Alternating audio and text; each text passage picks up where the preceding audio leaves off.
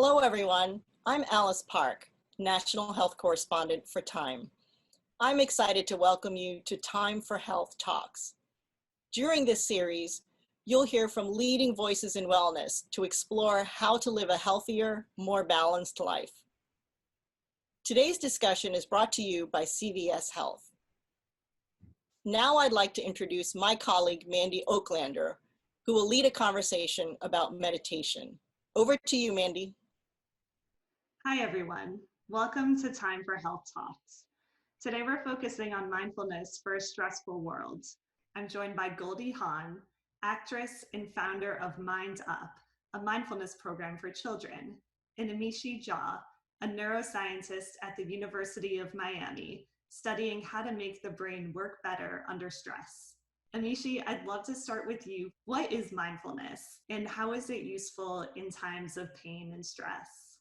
Yes, great question. So mindfulness, the way that we think about it and the way in which we study it in my lab has to do with a way of paying attention. And it has these specific qualities. So it's about paying attention in the present moment, non-judgmentally. So what I mean by that is essentially being in the here and the now without a story about it, without editorializing or reacting to it emotionally.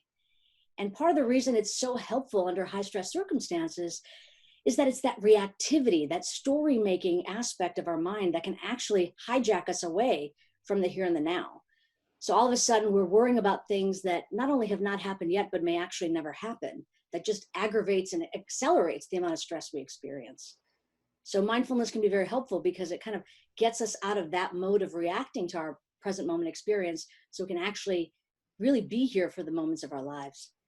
You know, Amishi, I have to say, Amishi's like one of truly, she was my teacher, okay? And we met many years ago, 20-something years ago, and greatest teacher of all.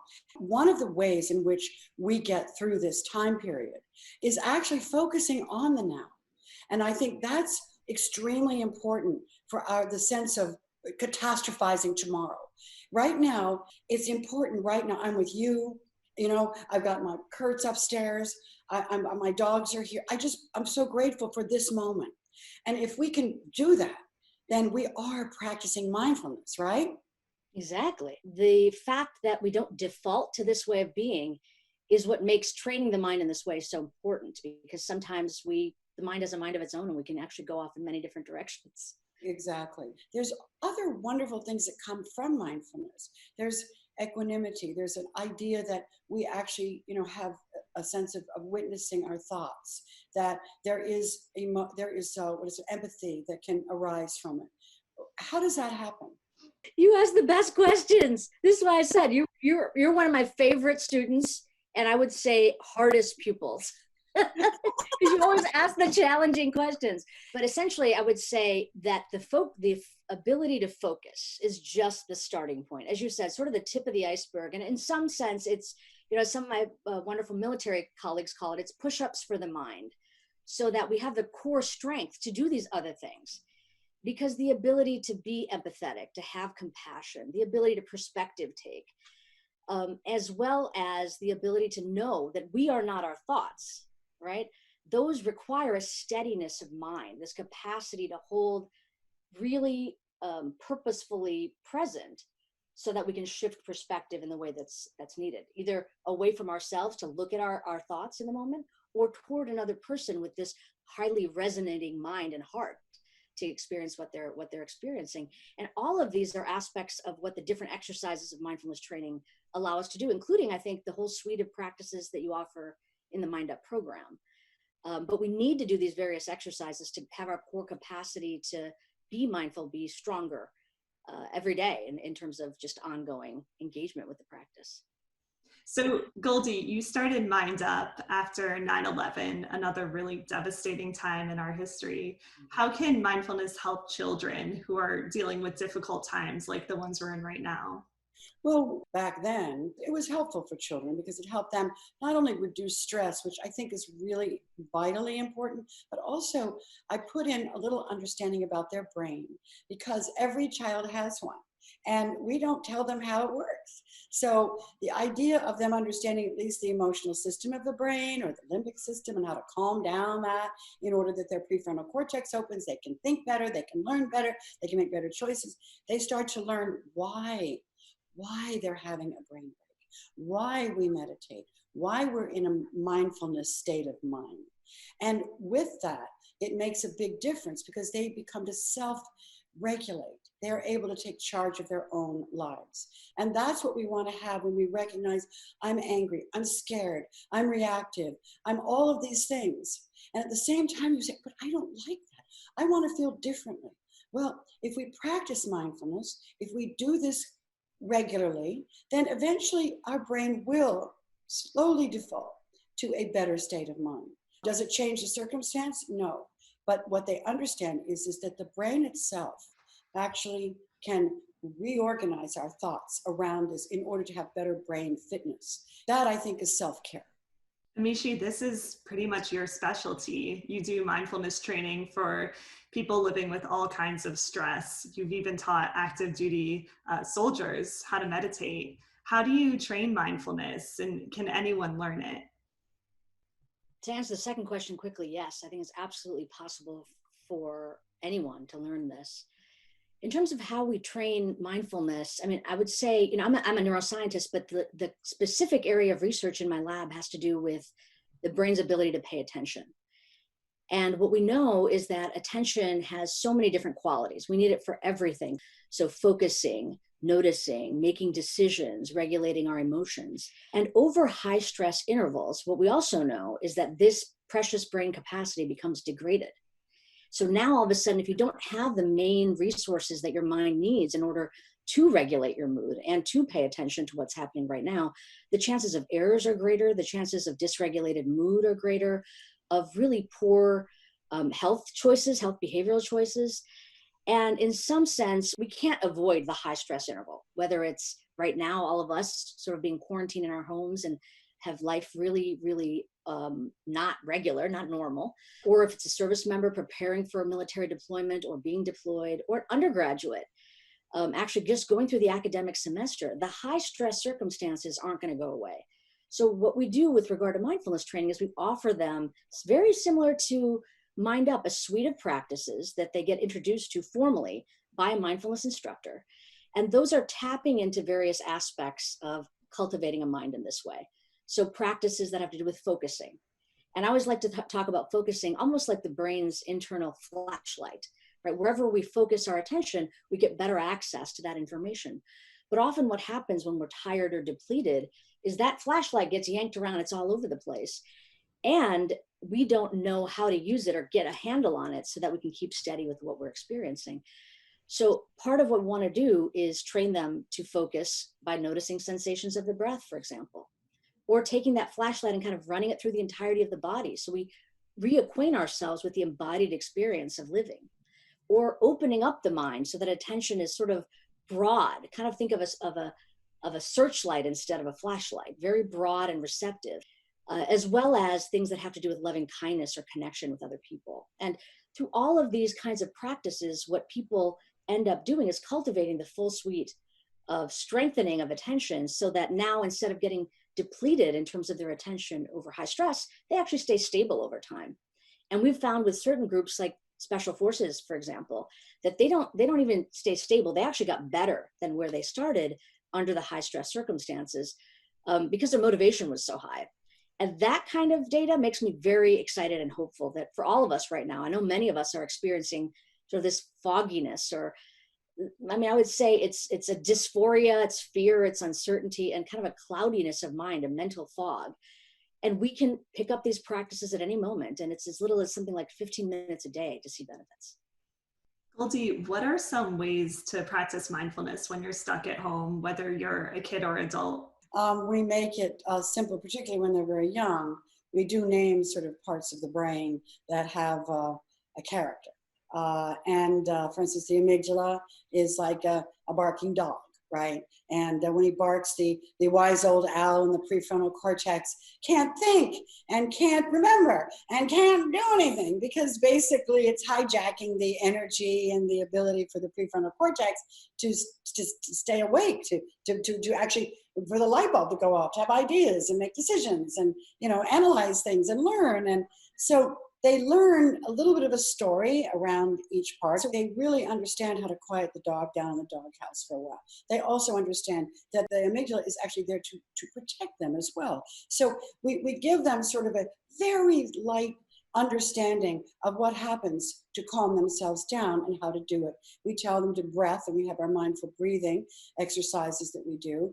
And then we do our brain break. And we do that, as I said, 3 times a day.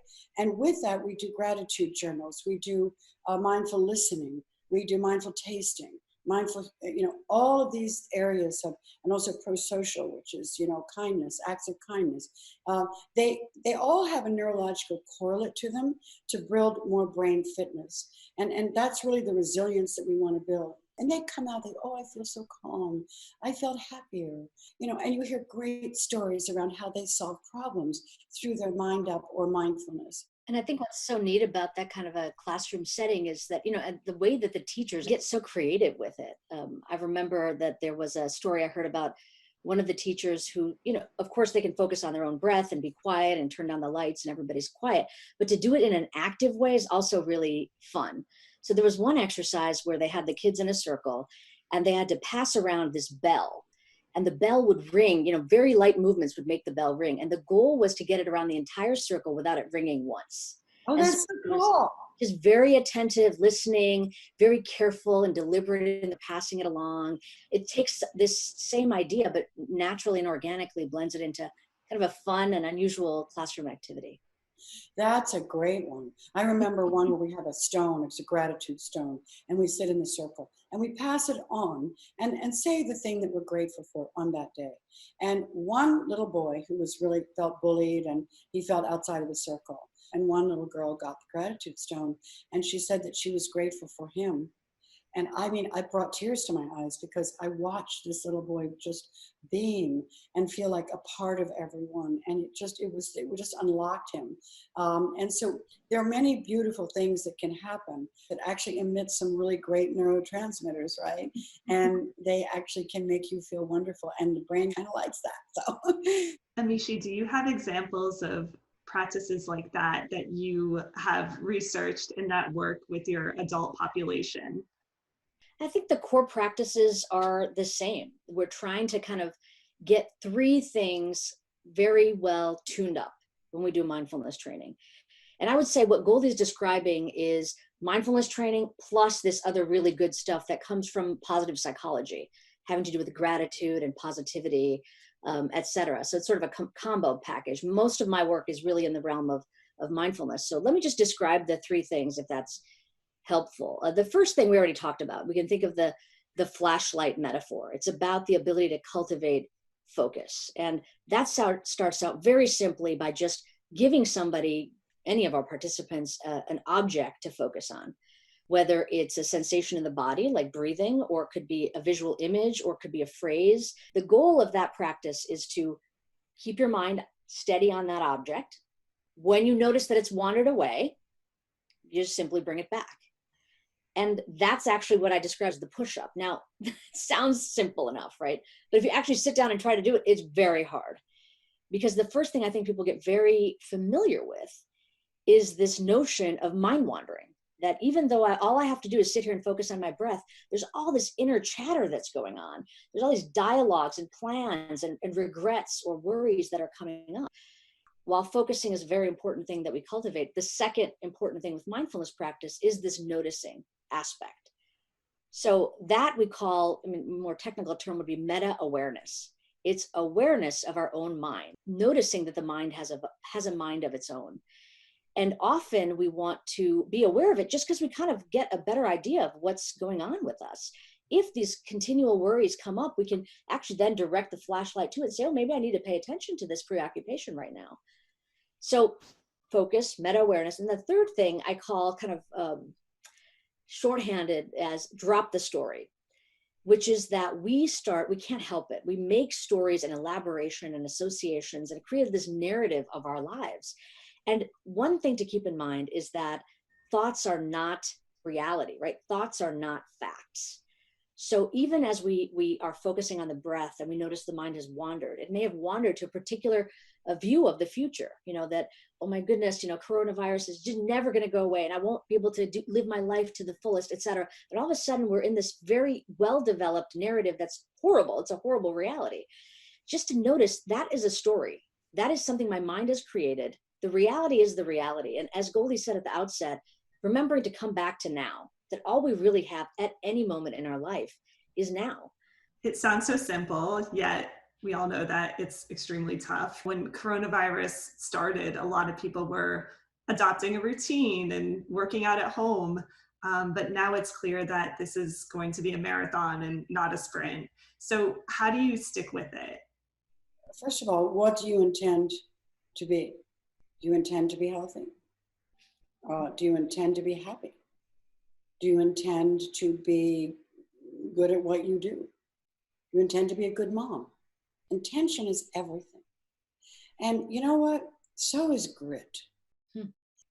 We are living inside of our bodies. We are inside of our mind. We literally have control over these things because we intend to. I want my body to be healthy. I want to work out every day. I make sure I do that.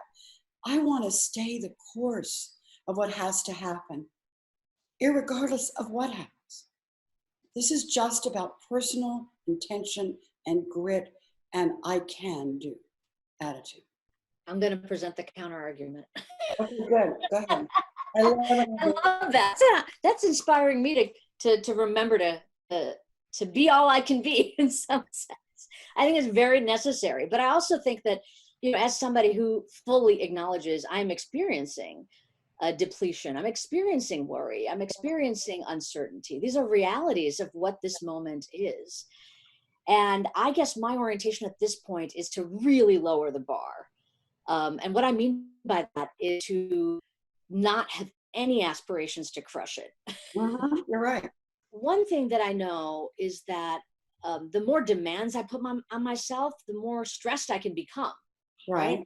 So in some sense, it's developing a trust that no matter what, whether the situation is joyful or whether the situation is very difficult, that steadiness of mind, that presence that I have is able to be here to watch what is occurring. And what I've been trying to move toward and actually guide even people in my own lab and in my own family to think about is just how can we just have some opportunistic moments where we have something we do every single day, and we usually do it mindlessly. How can we just use those moments to do it a little bit more mindfully? So one example I often give is brushing your teeth. Usually you don't even remember brushing your teeth, but I want you to. I want you to from the moment you hold your toothbrush, putting on the toothpaste, feeling the sensations of, the toothpaste in your mouth. I want you to do those with full intention of experiencing the unfolding of that. Remember, mindfulness is always here for us.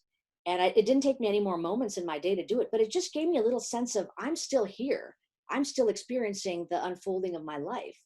And though there is a lot to worry about and a lot of uncertainty, I can still return to this sense of steadiness and trust myself that I can get through it. So you both have been doing this for so long. Can you give me an example of a time when mindfulness has really helped you in your own life? I mean, I think the whole reason I study mindfulness in my lab came out of a very personal journey for me. And it was it's a combination of what we were just talking about a moment ago. I mean, I've always been sort of very ambitious and driven and passionate about a career as a scientist and not willing to accept that I have to sacrifice anything about what it means to be a successful woman. I wanted to have a very successful marriage and relationship and have children and still have a thriving career. And what I realized after a couple of years into my first faculty position, this is when I was at the University of Miami. My son was probably about a year or two old. My husband was in grad school. Outwardly, everything looked great. I had the dream job. I had a running lab. But what started happening, and it kind of took me by surprise, is I was so stressed at keeping it all together that I had lost feeling in my teeth from grinding. And that was a pretty powerful feedback moment of like, how is this possible? I mean, I'm doing it all. And what I slowly realized with that kind of very potent sensory, lack of sensory experience is, oh, actually, I'm not all that present to what's happening. I mean, mostly I'm just on autopilot. I don't really know, I kind of am buzzing past my dear husband and my wonderful child, and I'm kind of checking the boxes without really feeling like I'm attuned to them. And that's actually when I went to mindfulness as a personal practice. It actually came out through a colleague of mine who's a neuroscientist, Richard Davidson, who had suggested that it may be a way to change negative moods into positive moods. And that intrigued me. In fact, it made me a little bit irritated because I grew up with a family as an Indian woman who meditated. And in fact, my earliest childhood memories are of seeing my dad doing the Mara, doing the meditation practice in the morning. And I always thought that's great for them, but not for me. And so when he said meditation, I was really like, no, I don't think so. But, this is a colleague I respected. And I thought, let me give it a shot. So I started practicing very simple mindfulness practices, just like the ones I was describing. Pay attention to the sensations of breathing. When your mind wanders, return them for maybe 15 or 20 minutes a day. And what started changing was kind of remarkable. I mean, I would say my entire life changed without any of the external circumstances changing.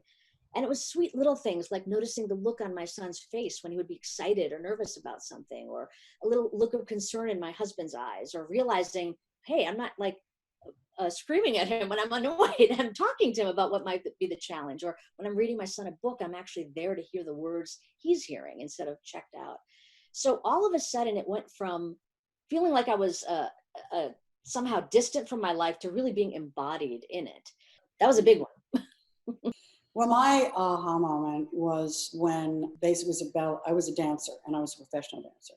And I got pulled out of the chorus line. It's like an old Hollywood story. And I suddenly was put into a TV series that I got the job for, which I couldn't believe. And I really had a dream and an expectation for my life. And I had it planned out really nicely. It didn't work out. I was on this TV show and I started experiencing anxiety and panic attacks. And so I went to a psychologist and started to understand, to excavate a little bit of my psychology. And while I was doing that, Maharishi Mahesh Yogi was there, and there was all the Beatles, and a time when we were doing TM meditation, transcendental meditation.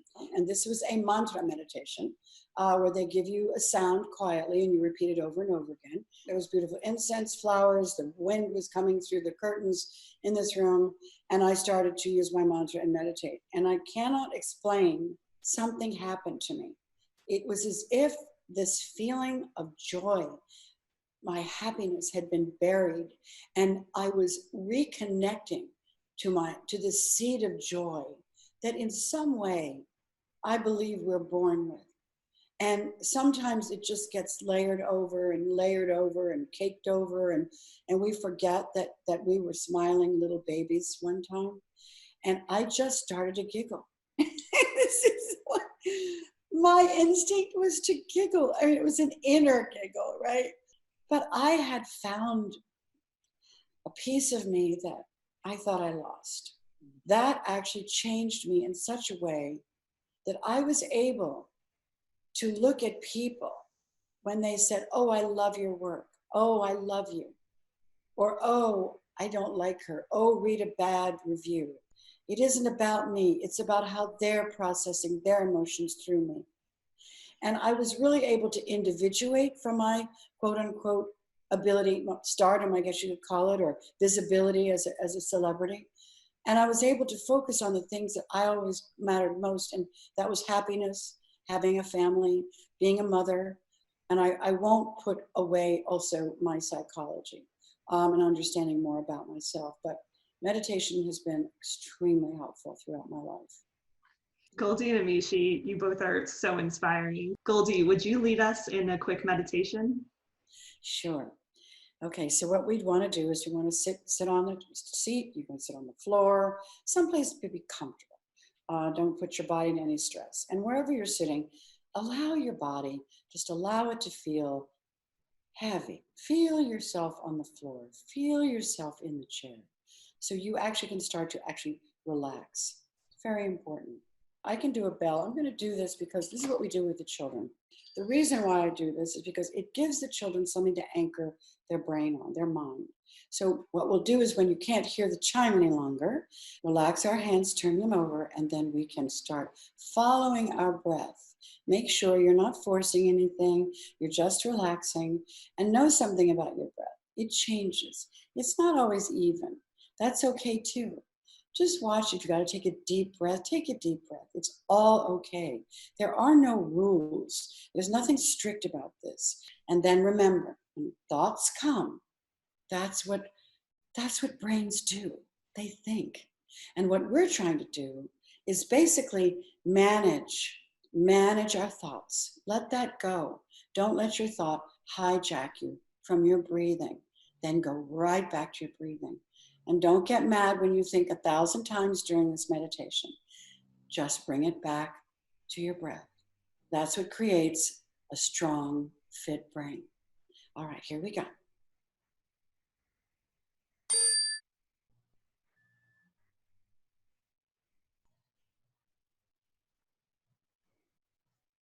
Now we turn our hands over just to show that we're no longer here. And now we're going to attend to our breathing.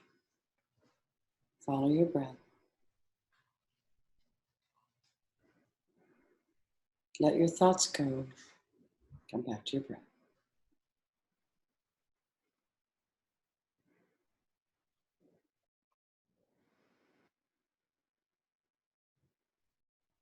Now, with a smile on your face, open your eyes. Move your body around. Notice how clear everything looks. Every time I do this, suddenly, I don't know, I have more clarity of vision or something. It's great. So that's very short. And as you go for longer periods of time, you will be able to have and understand how quite beautiful it is to sit in silence. If you have 5 minutes, 5 minutes. But it's something I would really, really try. Well, this was amazing. Thank you so much for sharing your mindfulness journeys with us and showing us how anyone can take steps towards living more mindfully. Thanks to everyone for tuning in to this Time for Health Talk. For more information on living well, please visit time.com/healthtalks. Join us next time for more tips on making wellness a priority. Thank you, Goldie, Amishi, and Mandy. And thank you to CVS Health for helping to make today's conversation possible. We hope you enjoyed today's Time for Health Talks, and we thank you for spending part of your day with us. Be well.